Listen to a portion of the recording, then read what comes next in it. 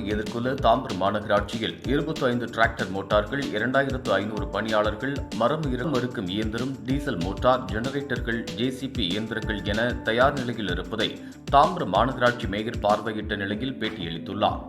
வங்கக்கடலில் பெங்கல் புயல் நகர்ந்து வரும் நிலையில் அதன் பாதிப்பு வட தமிழகமான செங்கல்பட்டு மாவட்டத்திலும் ஆரஞ்சு எச்சரிக்கை விடுக்கப்பட்டு புயல் காற்றின் தாக்கம் இருக்கும் என வானிலை மற்றும் மாவட்ட நிர்வாகத்தின் எச்சரிக்கையை அடுத்து தாம்பரம் மாநகராட்சி சார்பில் 5 மண்டலங்களிலும் புயல் மழையை சமாளிக்க உரிய முன்னேற்பாடுகள் செய்யப்பட்டுள்ளது. தாம்பரம் மாநகராட்சி பெருங்குளத்தூர் மண்டல அலுவலகத்தில் tractor motor, diesel motor, generator, மரம் இருக்கும் இயந்திரங்கள் என பணியாளர்கள் மழையில் பயன்படுத்த ரெயின்கோட் உள்ளிட்ட பொருட்கள் காட்சிப்படுத்தப்பட்டது.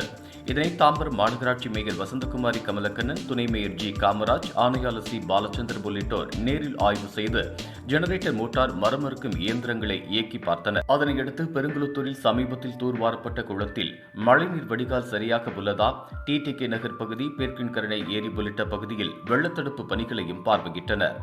அப்போது செய்தியாளர்களிடம் பேசிய தாம்பரம் மாநகராட்சி மேயர் வசந்தகுமாரி கமலக்கண்ணன், இதனைத் தொடர்ந்து அவர் பேசுகையில் 80 ராட்சத டிராக்டர் மோட்டார்கள் உள்ளதாகவும், தேவையான இடத்திற்கு ஓட்டி சென்று தேங்கும் மழைநீரை வெளியேற்றவும் டிராக்டர் மோட்டார்கள் உள்ளதாகவும், தேவையான இடத்திற்கு ஓட்டி சென்று தேங்கும் மழைநீரை வெளியேற்றவும் ஒவ்வொரு மண்டலத்திற்கும் 10 மரம் இருக்கும் இயந்திரம், டீசல் ஜெனரேட்டர் மோட்டார், மக்கள் தங்க இடம் என அனைத்தும் தயார் நிலையில் உள்ளதாக கூறினார்.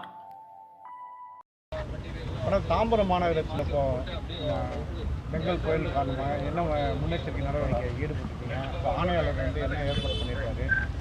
குறிப்பாக துணை மேயரோட பார்வையிட்டு வரீங்க, அதை பற்றி சொல்லுங்கள் மேடம். தாம்பரம் மாநகராட்சியை பொறுத்த வரைக்கும் நமக்குள்ள 5 மண்டலங்களிலும் பொதுவாகவே நம்ம வடகிழக்கு பருவமழைக்கு ஏற்கனவே தயாராக இருந்திருக்கிறோம். அது அந்த அடிப்படையில் பார்த்திங்கன்னா இப்போ நமக்கு புதுசாக புயல் வருது அப்படிங்கிறத சொல்லியிருக்கிறதுனால இன்றைக்கி நம்ம என்னென்ன ஏற்பாடுகள் செய்திருக்கோம் அப்படிங்கிறத ஆணையாளர் மற்றும் துணை மேயரோடு இன்றைக்கி சுற்றுப்பார்வை மேற்கொண்டு வருகிறோம். நம்மளுடைய அனைத்து மண்டலங்களிலும் நமக்கு தேவையான பொருட்கள், டிராக்டர் மோட்டார்ஸு, பவர் சாஸ் எல்லாமே தயார் நிலையில் இருக்கிறதா, எந்தெந்த இடத்துல நமக்கு கால்வாய் பணிகள் நடந்துகிட்ருக்கு, எந்தெந்த இடத்துல நம்ம மோட்ரு ப்ளேஸ் பண்ணி வச்சு அதெல்லாம் ஃபங்க்ஷனில் இருக்குது அப்படிங்கிறத இன்றைக்கி நாங்கள் பார்த்துட்டு வந்துட்டுருக்குறோம். நம்மளோட மாநகராட்சியை பொறுத்த வரைக்கும் 5 மண்டலங்களிலுமே மண்டலத்திற்கு 10 பவர்ஸா அப்படிங்கிற அடிப்படையில் 50 பவர்ஸாக்கள், மோட்டார்ஸ் டீசல் மோட்ரு 80 மோட்டர் இருக்குது நம்மள்கிட்ட. டிராக்டர் பம்ப் 25 வச்சுருக்குறோம். அது போக டிப்பர் லாரிகள், மினி ஜேசிபி, இது எல்லாமே ஒவ்வொரு மண்டலத்துக்கும் 10 நம்ம வச்சுருக்குறோம். நம்மளுடைய ரிலீஃப் சென்டரையும் நம்ம தயார் நிலையில் வச்சுருக்கிறோம். ரிலீஃப் மெட்டீரியல்ஸும் நம்மள்கிட்ட தயார் நிலையில் இருக்குது. வரக்கூடிய பருவமழையும் இந்த புயலை எதிர்கொள்கிற அளவுக்கு நம்மளுடைய மாநகராட்சி எல்லா வகையிலும் தயார் நிலையில் இருக்குது.